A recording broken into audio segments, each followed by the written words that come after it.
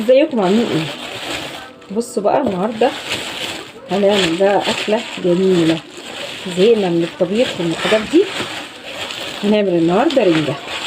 جبت بقى رنجه اهي،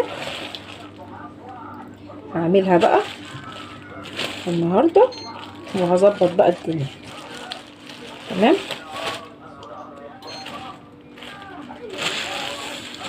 عايزين بقى ايه حاجه كده ننضف عليها. هجيب صينيه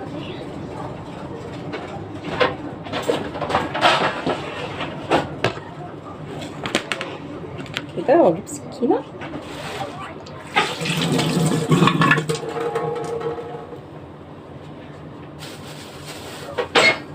اشيل العيش. خدش العيش على جنب.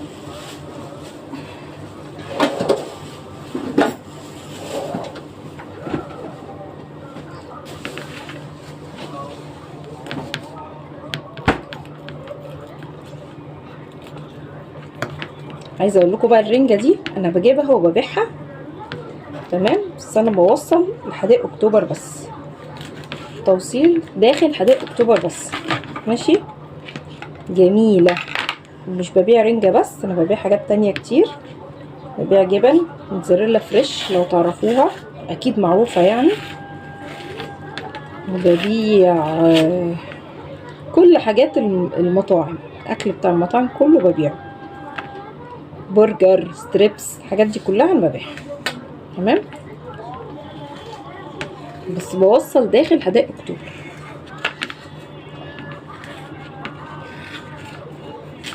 بصوا اشوف بيه كده. بس بتعملي ايه؟ مش دي صح؟ بصوا بقى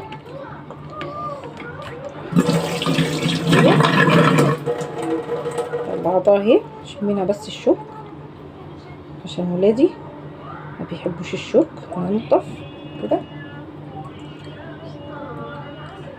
المهم يعني هننضفها واوريها لكم بقى ايه بعد ما ننضفها كده عشان ما اطولش عليكم الفيديو.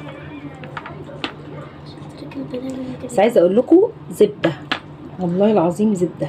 رنجه اللي هي رنجه ابو السيد فظيعه، حلوه جدا. بصوا اهي فيها بطارخ اهي، بس بسيطه قوي.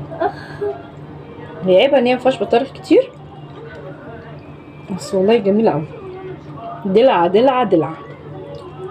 بحب البطارخ.